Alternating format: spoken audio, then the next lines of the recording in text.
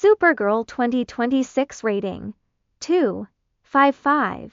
I went into Supergirl with massive red flags waving in my mind, but a part of me still hoped I would be proven wrong. Unfortunately, the movie turned out to be exactly what I feared. I watched it only a couple of hours ago, and I already have to strain my brain to remember what actually happened on screen. That alone should tell you everything you need to know about how incredibly forgettable this film is. The opening sequence is complete nonsense. A random barbarian villain wants a vague artifact, massacres a family, and leaves a single 13-year-old girl alive. She grabs a sword and swears revenge. I genuinely cannot remember her name, so let's just call her the annoying girl with the sword. Then we meet the titular character, except she does not act like Supergirl at all. She spends the first 15 minutes completely hammered, wakes up hungover, projects a miserable attitude, and goes right back to drinking alongside her superdog.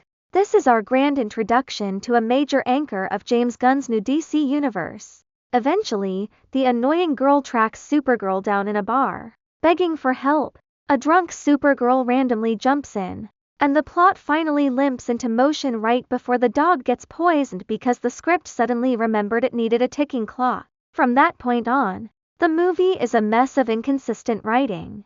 Supergirl's powers fluctuate wildly based on convenience. She gets beaten up by random thugs, only to remember she is a godlike being 5 minutes later. Nothing feels earned. The villain is a generic bad guy built only to be punched. Meanwhile, the girl with the sword becomes even more annoying, eventually breaking out of prison by choking out a massive guard and randomly freeing Lobo for no discernible reason. Millie Alcock does what she can, but her character is painfully bland. She starts as an emotionally disconnected drunk who spends most of the runtime getting thrown around, only magically embodying the hero everyone expected in the final few minutes. I suppose that counts as character development. The real star of the show is Jason Momoa as Lobo. Every single time he appears, the movie wakes up, the jokes land, the energy spikes.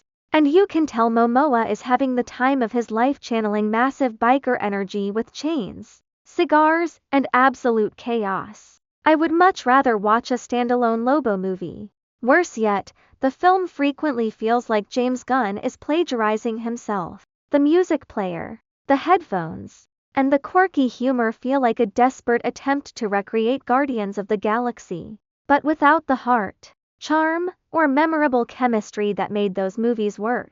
Ultimately, I cannot recommend Supergirl. It is just a bad movie with flashes of potential that never lead anywhere. James Gunn took the weakest elements of his past successes, stripped away the soul, and hoped audiences wouldn't notice. Sadly, I did.